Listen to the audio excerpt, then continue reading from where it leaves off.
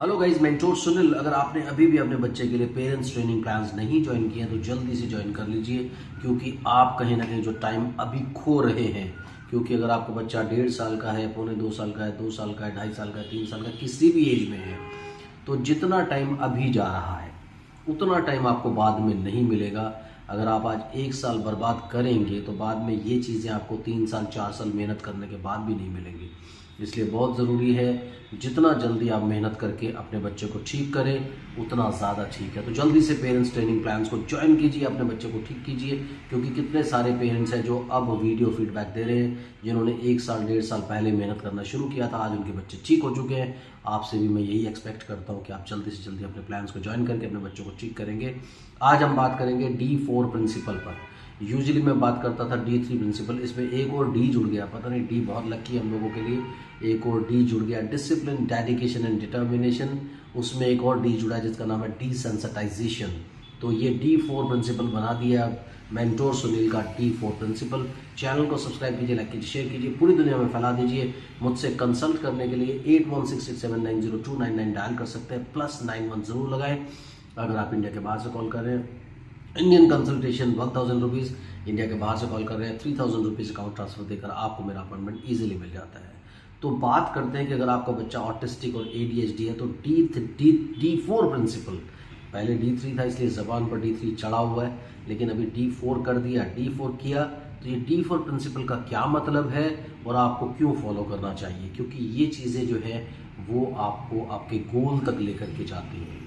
सो D3 का मतलब था डिसिप्लिन, डेडिकेशन एंड डिटर्मिनेशन। अभी इसमें D4 क्यों बनाया, चौथा D आ गया है डिसेंसिटाइजेशन। सो एक एक चीज़ को एक्सप्लेन करेंगे ताकि आप लोग इससे प्रेरणा ले सकें, मोटिवेशन ले सकें और अपने बच्चे को पूरी मोटिवेशन के साथ ठीक करें। सो बात करते हैं D4 प्रिंसिपल पर। सो डिसिप्लिन का मतलब ये कि जब भी आपको कोई एक्टिविटीज़ दी जाती हैं, पूरा डिसिप्लिन के साथ आप उसको प्रैक्टिस करें। किसी भी चीज़ के लिए, खाली ऑटिस्टिक ADHD बच्चे को ठीक करने के लिए, दुनिया में, ज़िंदगी में आपका कोई भी काम होता है, अगर आप उसमें डिसिप्लिन डाल देंगे तो आपको कहना नहीं पड़ेगा, सक्सेस खुद आपके कदम चूमने लगेगी। उसके बाद आता है डेडिकेशन, यानी पूरा डेडिकेशन के साथ आप उसको करिए, अपने आप को डेडिकेट कर दीजिए। आपकी हेल्थ, आपकी वेल्थ, कोई भी चीज़ उसके सामने नहीं होनी चाहिए। तन मन धन से आपको उसके पीछे लग जाना है ताकि जल्दी से जल्दी आप उसे अचीव कर सकें। डिटर्मिनेशन, मन में डिटर्मिनेशन बना करके रखिए कि ये तो होना ही होना है, मैं ये करके दिखाऊंगा या दिखाऊंगी, तब ये चीज़ें हो सकती हैं। उसके बाद एक नया D इसलिए ऐड किया क्योंकि जब आप ये सब काम कर रहे होते हैं, आपको कई सारे लोग बीच में मिलते हैं जो अक्सर बात करते हैं कि वो अच्छा है, मैं वहाँ जा रहा हूँ, मैं ये कर रहा हूँ, मैं वो कर रहा हूँ। उससे क्या होता है कि जब आप अपना गोल बना लेते हो उससे डिविएट होते हैं। तो आपको डिविएट नहीं होना, आपको डिसेंसिटाइज होना है। डिसेंसिटाइज होने का मतलब क्या है कि कोई आपको अच्छा बोले, कोई आपको बुरा बोले, आपके बच्चे की बुराई करे, आपकी बुराई करे, कुछ भी करे, आप सिर्फ अपने गोल पर फोकस होकर के लगे रहिए, पीछे मत हटिए। क्योंकि आपने ये डिसाइड कर लिया है कि आप अपने बच्चे को ठीक करने वाले हैं। सो डिसेंसिटाइजेशन के बिना ऐसा नहीं हो सकता। इसमें आपको कई बार आप बहुत एफर्ट करोगे लेकिन आपका बच्चा आपको कुछ भी नहीं देगा, तो वहाँ आप डिप्रेस हो जाओगे।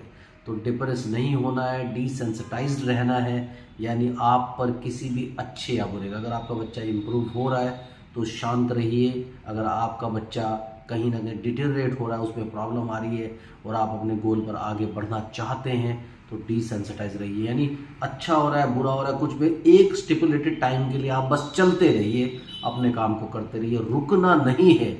अगर आप रुकेंगे परेशान होंगे, डिप्रेस हो जाएंगे। क्योंकि यूजली ऐसा होता है, आप कई बार देखते हैं कि हम पिछले 15 दिन से एक्टिविटी करवा रहे हैं, ये तो कर ही नहीं रहा, ये सुनने को मिलता है।